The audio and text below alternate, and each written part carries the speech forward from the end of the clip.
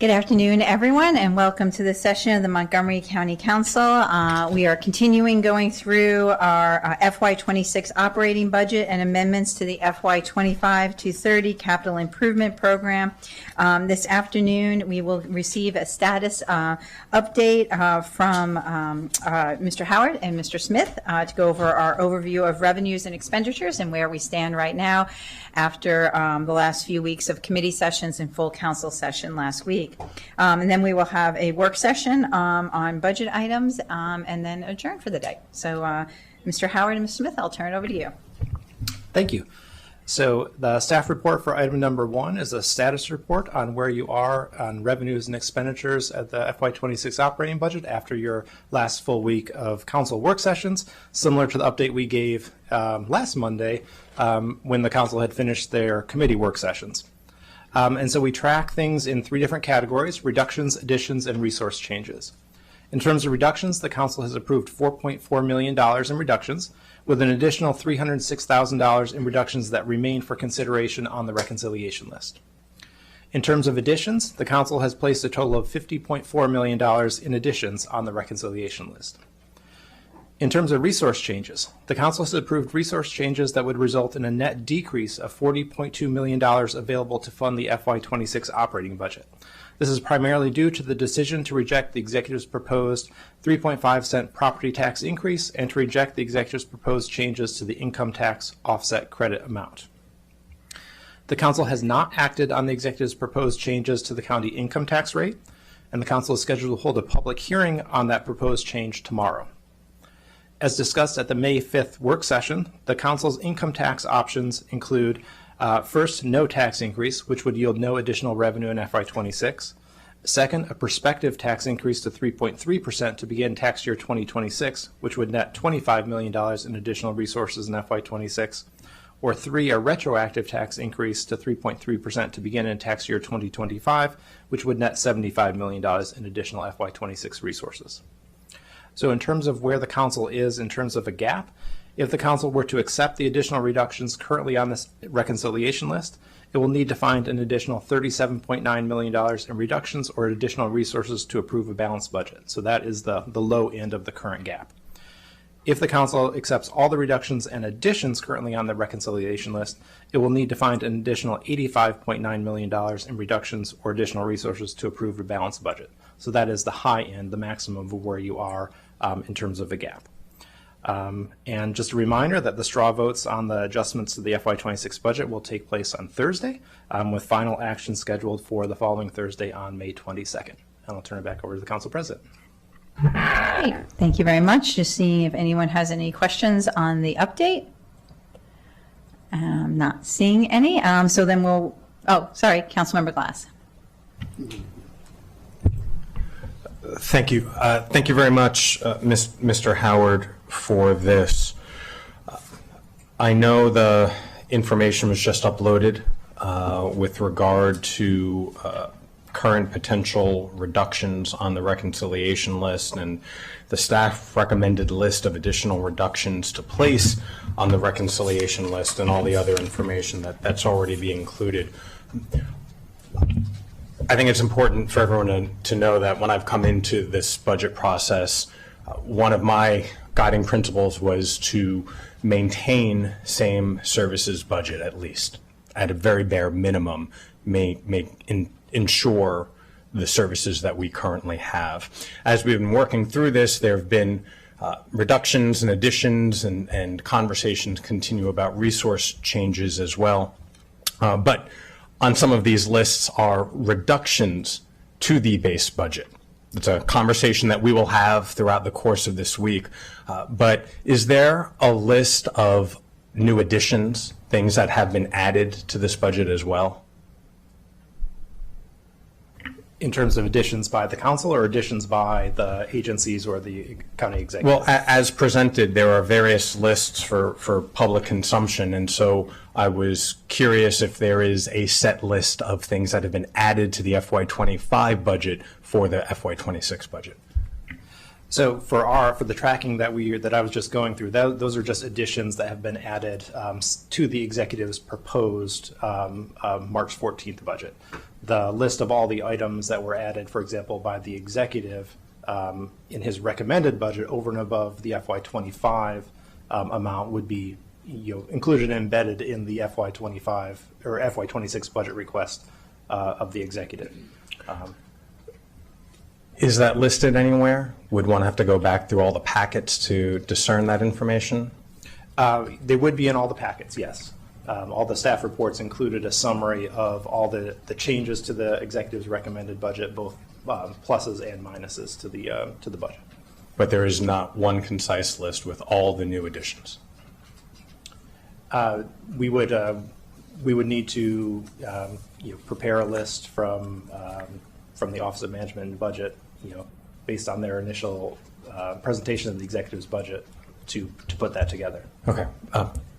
I ask because there's just lots of information, and I think that is a missing piece of information as we try to sort through all of this and make sure that everybody's priorities, whatever those priorities might be, that everybody is very clear-eyed about what decisions are being made and who made them. So thank you very much. Thank you. Mr. Howard, since Councilmember Glass jumped ahead to the work session, do you want to talk now about the document that is included under item 2 on the agenda on the work session? Of course, happy to do that. So council staff has prepared a package of, given the gaps that we just talked about as part of the last item, council staff did prepare a package of additional reductions to consider adding to the reconciliation list for the council today. These reductions had previously been reviewed during committee work sessions, but were not recommended for approval at that time. And the purposes of this list is to provide the council with additional options as it makes its final decisions on FY26 revenue and expenditures, given the gaps I just discussed. So, depending on what decisions are made on the income tax rates, the council is able to approve a balanced budget no matter what the scenario is. So on circle 1 of item number 2, we have a list of different items. There's two groupings here. The first is the $300,000 that were already put on the reconciliation list by the council but had not yet been approved. So those are still under consideration. And then there's an additional list of 23 different items that council staff is proposing adding to the reconciliation list. These are all reductions that the council could then consider over the course of this week as it's making its final budget decisions. Great. Thank you, Mr. Howard, and thank you, Mr. Smith, for putting this list together. I'll just add a little bit more context as we've been going through the last number of months. As we all know, the committees reviewed each of the department and agencies' budgets and then made decisions, and then the council last week spent the week to go through all of those recommendations.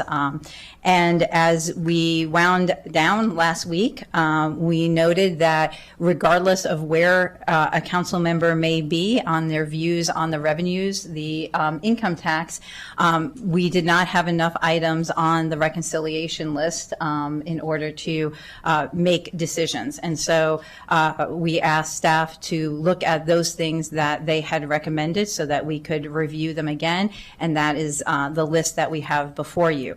I'm going to ask that in order to facilitate our process through the rest of the week for reconciliation, that if we would move this list and add it to our reconciliation list, that does not mean that any of these items individually would be reduced at this time, but would be added to the list for our consideration as we move through this week. Councilmember Almanas. Thank you, Madam President. I'd like to move the staff recommendation, but after we vote and discuss and then vote on this, I will have a comment to make afterwards. Thank you. Do I have a second? Second. Councilmember Baltham, second. Councilmember Mink.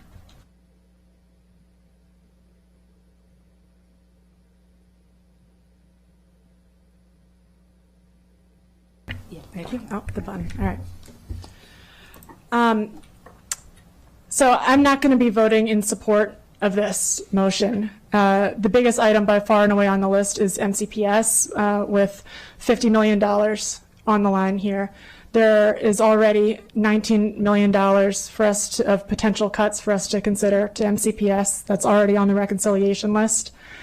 So that would bring the total for us to consider to $70 million cut to MCPS. That is a level of cuts that, in my opinion, we should not even be considering. We should not be putting the scale of the damage that would do to MCPS as up for consideration. We should not be putting RIFs, large-scale RIFs, on the table. We should not be putting the opening of contracts on the table. I acknowledge that this comes with difficult discussions about a potential tax increase. That's an important discussion to have. And, if funding our schools and funding our county services to the extent that we avoid things like large-scale RIFs requires a 0.1% increase to our taxes.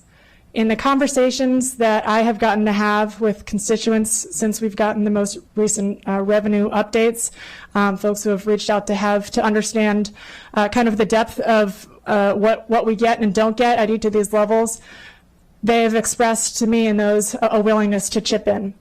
Of course, we're getting lots of emails asking us to fund things. We're getting lots of emails asking us not to raise taxes. These conversations, there's not a lot of time to have them, but the conversations are really important to really ensure that constituents understand what each of these potential options means. And again, in the conversations that I have gotten to have, folks have offered to chip in to ensure that we are able to sustain essential services, that we are able to bolster ourselves against the cuts that are coming from the federal level, which are going to get worse and worse, to make sure that we have that we're supporting our essential healthcare infrastructure. These are all really critical pieces. MCPS, we have been asking for transparency now since I've been on the council. This full council has asked for transparency, demanded it. This year we got it. I don't know how they could have been more transparent, to be very honest. We have spent in committee and in full council sessions a significant amount of time going through their budget, including their base budget. We asked them to open their books and to make cuts to their base and to explain them. They did that. The requests that they submitted included significant cuts to their base. There's a reason why a very small amount of what is left in their request is labeled as discretionary. There are legally required components that they're not going to be able to fund with the level of cuts that are here, especially without the RIFs, without the option to open contracts. Again, options that I don't believe should be on the table. They have now, as part of that transparency, they have said publicly that they need to increase their special education workforce in order to be compliant with the law legally. They have made themselves vulnerable to lawsuits in that respect, and they need funding to be able to address the need. So for all those reasons and more, I will not be able to support this motion. Thank you. Thank you. Council Vice President Joando. Thank you. Over the past several months, I've had many conversations with our students, with our educators, support staff, and administrators across the county. From budget forums to school visits, one message has consistently emerged. Our schools and those that dedicate themselves to our children's future are already stretched thin. The painful irony is that just last week we issued a proclamation recognizing Education Appreciation Week, packing the room full of the very people whose work and livelihoods would be made more difficult by the reductions we are considering today. We're saying one thing and doing another, and the math doesn't work. I want to clarify that in addition to the proposed $50 million reduction that's on this list to the executive's recommendation, there's also the possibility that the council would not fund the pension shift that was shifted from the state of $18.6 million, or the tech modernization to keep Chromebooks and other technology working of about $1.1 million. As was mentioned by Councilmember Mink, that would bring us to nearly $70 million in potential reductions to the MCPS budget. And we've got to be really honest about what that number means. It will carry severe and wide-ranging consequences that would ultimately need to be decided by the board. but including potentially impacts on essential services, reductions in staffing of current people who are currently working, significant cuts to discretionary spending and maintenance that we talked about in the budget, and even the risk of having to renegotiate and open up contracts. That would not only not be good, it would be horrible. I understand the concerns that my colleagues have raised about raising taxes during uncertain times, but when you consider the broader picture, imminent federal tax cuts for the wealthy, cuts in federal services to food and Head Start and Medicaid, dwarfing any modest increase at the local level, that's when we have to step up. That's when we have to give the school system what they need. We sat here 3 years ago, and there was a 10% property tax increase on the table. If we would have done that, we wouldn't be here. But we're here because we only did 4%. And then last year, there were reductions again to the request, and class size went up, and the special education problems got worse. And I'm not telling you what I think, I'm telling you what I know in the life of my child and the life of children that are in our school system. Talking to educators. No one wants to raise taxes, but 1 penny, $2 a week for someone who makes $100,000, $100 per 100,000 of AGI, that is doable. I had a conversation with someone today who's on the board of one of our great nonprofits, who's a wealthy individual, and said, why wouldn't you guys just do that? I said, I don't know. 1/10 of 1%. We're talking about real needs. Dr. Taylor, Board President Yang, I want to appreciate them. The entire MCPS team, Essie McGuire, who used to be on our team, have provided the data. That's what's most frustrating to me. The last couple of years, we had issues with what the money was going to go to. There was issues with the administration. This year, those issues don't exist. We're saying we know you need it, but we might not be able to do it. I'm deeply concerned that the vast majority of the cuts on this list are in MCPS. You've also got linkages to learning. There's other items on here that are related to MCPS that aren't even the MCPS line items. So it's actually a little more than 70 million. Oliver Wendell Holmes once said, "You taxes are the price we pay to live in a more civilized society." FDR said, "The test of our progress is not whether we add more to the abundance of those who have much, it's whether we provide enough for those who have too little." And right now, our school system cannot take another year of a reduction from their request. We've given them more, but everything costs more. We're in the most expensive county in the most expensive region. And when you say we've given over MOE, MOE is a bare bones number. That doesn't mean, it doesn't reflect the need. 47% in English language learners, ELD students, special ed kids, through the roof, poverty, through the roof. You can't do the same, you can't do more with less.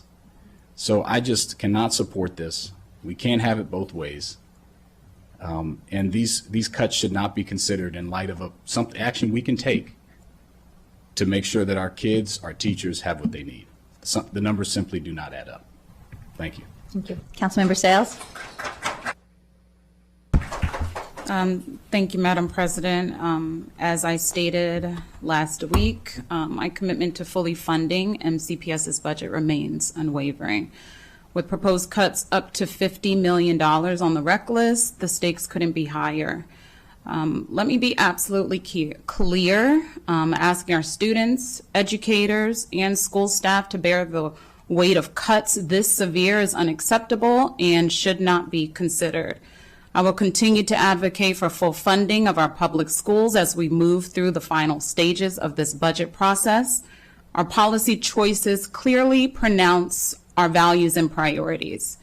Education is the most powerful driver of economic mobility, community stability, and public safety. When we invest in our schools, we invest in the foundation of a healthier, more prosperous, and more equitable Montgomery County. We have heard from families, educators, students, and businesses across the county, and their message is consistent. They want strong, well-resourced schools where every child has an opportunity to succeed. That means access to safe and modern school facilities and resources, meaningful enrichment opportunities, a culturally responsive curriculum, and a staff who makes this success possible. We cannot afford to be short-sighted. As I stated last week, our children should be the last to feel any pain of any cuts we make to balance our budget this year. The choices we make will echo into the years ahead. I don't have children in MCPS. However, my commitment to fully funding MCPS is grounded in the belief that excellence in education is not a luxury, but a public good that demands our full support. I will continue working with my colleagues to find a path forward that honors our values, protects the services our residents depend on, and keeps our school system strong for every child in every zip code, from cradle to career and beyond. I will not be voting in support of this reconciliation either. Councilmember Glass. Thank you, Madam President. I have a question for Mr. Howard and Mr. Smith. It's been noted that 2 years ago, when the council passed a 4.7% tax increase instead of the 10% tax increase recommended by the county executive, that no additional funding would be needed right now. As our budget experts, is that a correct assessment? I'm thinking. That would be a little bit difficult to try to determine just off the top of the head, but in terms of the amount 2 years ago that was considered for each cent of the tax increase and the amount of the increase MCPS is requesting are not equivalent.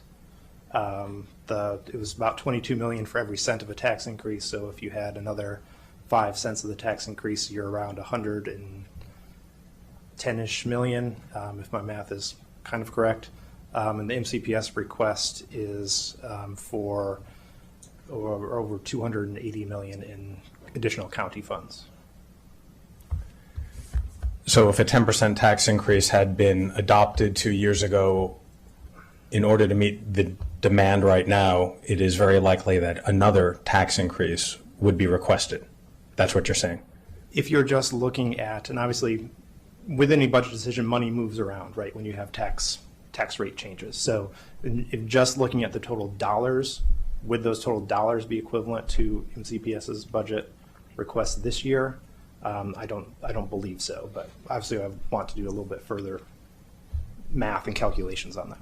And it also speaks to the way that the request, the revenue request has been made over the last 2 years ago and even this year, and that it has expanded the amount of revenue brought in, which has also been dispersed throughout other aspects of county government. So even if a tax increase had been adopted at the 10% rate, there's no guarantee that it would all have gone to MCPS as was originally stated and being alleged. Is that right? The amount of dollars brought in by the tax increase would have gone to MCPS because that's the tax rate, it's the school's differential. So that part would have gone to MCPS, but I'd have to look back on what exactly the request was 2 years ago, how much the council funded it compared to what they had asked for, and what that difference was, and that's not data I have. But the quick math is that it doesn't add up. The dollars aren't equivalent. Okay, just wanted to ask that publicly. Thank you. Council Vice President Gerondo. Thank you. Does that account for the increase in property values and obviously if the money was there, the school system might have requested less in additional years, correct? It's a lot of what ifs here. There's a lot of what ifs, and that's why I said it's kind of a muddy answer. Right. Purely just looking at dollar to dollar, the numbers don't add up. But you're 100% correct. There are a lot of different variables that would need to be factored into that analysis. Appreciate it. Thank you. Great. Thank you very much. I just want to note again, because I think we're going to have a lot of conversation this week on people's priorities, that the action that is before us today is to add these items to the reconciliation list for consideration as we go through this. And so this is looking at a number of areas, including health and human services as well as MCPS, given where we are in our budget process. And so I just wanted to clarify that. And we do have before us a motion and a second to add this bucket of items to our reconciliation list. All those in favor of that, please raise your hand. And that is 8-3. So that moves. And I know Councilmember Albanaz, you had another question or comment. Thank you. So just, I appreciate the comments of colleagues. None of us want to be here. And obviously, this is actually going to be a more straightforward budget compared to what is coming in the near future. When we realize the full impact of the reductions to our federal force and the cascading impact, the income projections that have been set forth, which lag behind because we have to do it based on the state tax receipts and what those projections are, which run behind, mean that we're going to be in an even more difficult place moving forward, looking at items from which to reduce from. Not how much lower we add the additions, but actual reductions to the base. So all decisions are painful and difficult. The staff have recommended tranches of 5, 10, and 20% for MCPS, acknowledging how large of a budget item that represents overall, and considering the difficult decisions that we have to make. I'd like to request humbly that staff look at, within the 20%, different levels of tranches, just to provide this body with more options moving forward. Hopefully none of them will be taken, but it will at least give us some various options to choose from. I'm not moving anything specifically, Madam President, but I just wanted to make that comment. Thank you. Mr. Howard, would that be possible for staff to undertake? Certainly, we could do that. Great. Any objections from council members if we look at the tranches for MCPS to give us more tranches to consider as we go through the week? All right, that's without objection. Thank you. Any other items to bring before the body today? All right, I am not seeing any, so we are adjourned, and we will meet tomorrow. And I hope folks come and join us for AAPI Heritage Month that we're going to be acknowledging tomorrow at around, I think, 11:30, 11:45. So hope people can join us for that. Thank you very much. With that, we are adjourned.